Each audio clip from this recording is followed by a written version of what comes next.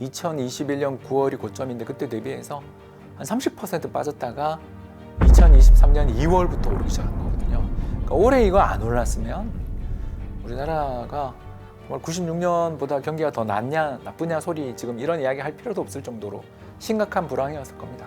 우리나라 기업 실적 보고 있으면 엉망이잖아요. 이 엉망인데도 왜 주식시장이 그래도 2300, 400에서 버티냐? 금리가 이제 떨어지지 않겠냐? 이런 기대 하나로 지금 버티는 시장인 거죠. 그래서 실제로 제가 아까 이야기한 것처럼 내년 봄에 상반기에 한국이 먼저 금리를 인하한다면 한국 주식시장 입장에서는 금융정세에 대한 희망, 기대가 좀 부각될 수도 있는 여건이라고 봅니다.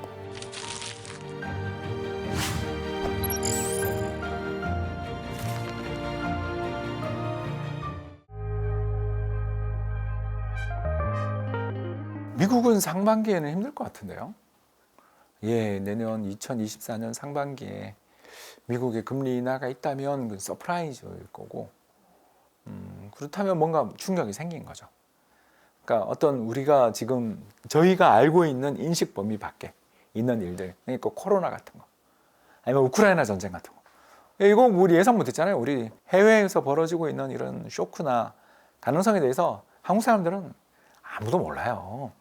그렇기 때문에 어떤 외부 충격이 발생해서 금리가 인하될 수 있다는 건 뭐 열어두지만 현실적인 가능성, 그러니까 우리가 알고 있는 정보로 볼 때는 내년 상반기 좀 힘들지 않냐, 저는 그렇게 보는 쪽이고, 이유는 두 가지인데, 첫 번째는 별게 아니고 미국 경기가 너무 좋아요. 지난 3분기, 그러니까 7, 8, 9 세 달의 GDP, 그러니까 4.9% 나왔어요.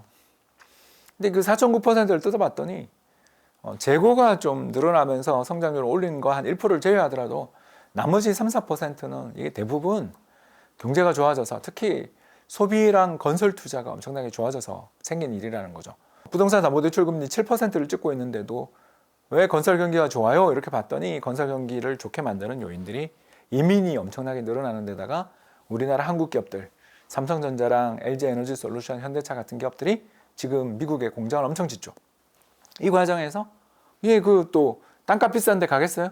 다 땅값 싼 데 가잖아요. 에너지가 싸고, 즉 태양광 발전이 쉽고 땅값이 싸면 노조가 없는 데 가거든요. 그래서 썬벨트, 텍사스부터 시작해서 플로리다까지 이어지는 미국의 남부 지역에 공장을 지으러 가는 거니까, 한마디로 말해서 미국은 다른 나라 기업들의 투자로 고성장을 달성하는 중인 거예요.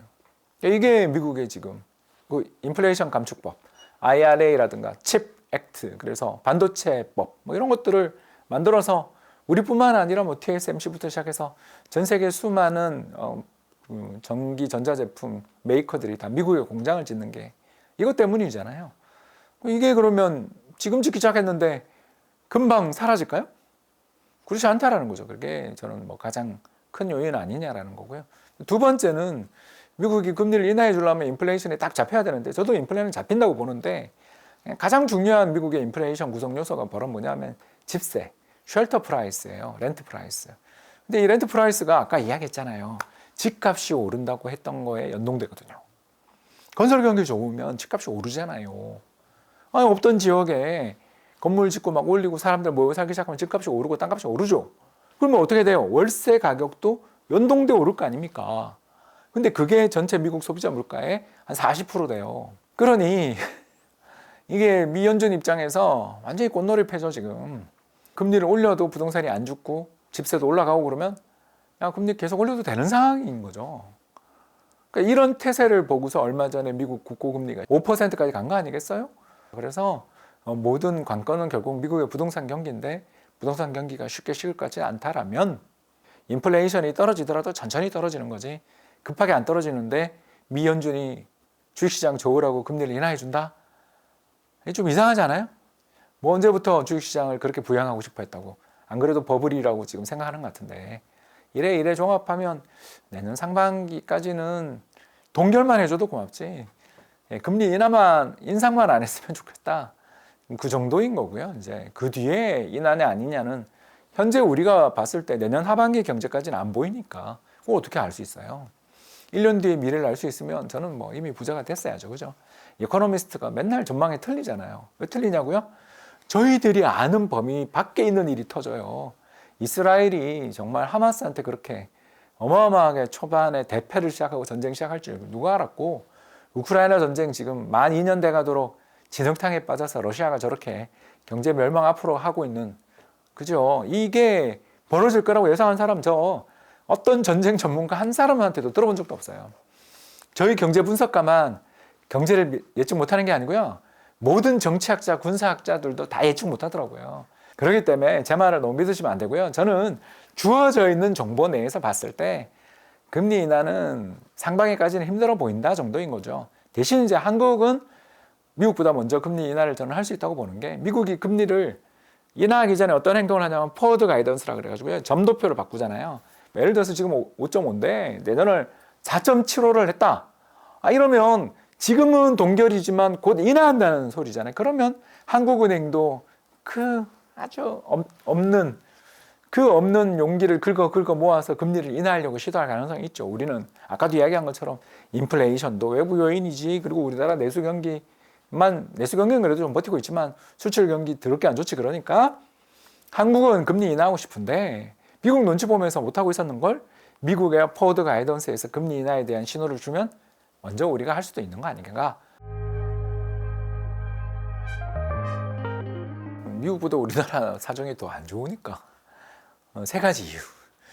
주변 나라들이 환율을 전부 다 인상했지, 반도체 가격 반토막 났지, 거기다가 미국 중앙은행이 고금리 정책을 펼치니까 우리 수출 시장이라 할 수 있는 미국 경기가 건설 경기나 좀 좋지 화끈하진 또 않단 말이에요. 그러니까 우리나라 제품들 수출이라는 게 특히 중국 시장이 중요한데 중국 경기 엉망이지. 이런 여러 가지 이유 때문에 우리나라가 미국보다 경제 성장률이 낮은 거고요. 종종 이래요. 우리는 수출 잘 될 때는 미국보다 성장률이 굉장히 잘 나오는데, 반대로 수출 말고는 이게 경제 내에 별로 기댈 데가 없는 나라니까 수출 잘 안 되면 성장률이 안 나오는 나라다. 이건 인정해야죠. 다만 이제 부동산 시장이 그나마 2023년에 반등을 했기 때문에 우리가 이렇게 웃으면서 이런 이야기를 할 수 있는 거지, 사실 작년같이 서울 지역의 아파트 실거래가가 2021년 9월이 고점인데 그때 대비해서 한 30% 빠졌다가 2023년 2월부터 오르기 시작한 거거든요. 그러니까 올해 이거 안 올랐으면 우리나라가 정말 96년보다 경기가 더 낫냐 나쁘냐 소리 지금 이런 이야기 할 필요도 없을 정도로 심각한 불황이었을 겁니다. 근데 이제 그게 어떻게 우리나라 부동산 시장이 운이 좀 따랐죠. 정부의 그 특례 보금자리론도 했고요. 거기다가 또 레고랜드 사태가 어떻게든 수습이 돼가지고 시장 금리 급등했던 게 미국 금리 떨어지는 것보다 우리가 훨씬 더 많이 떨어졌잖아요. 시장 금리는.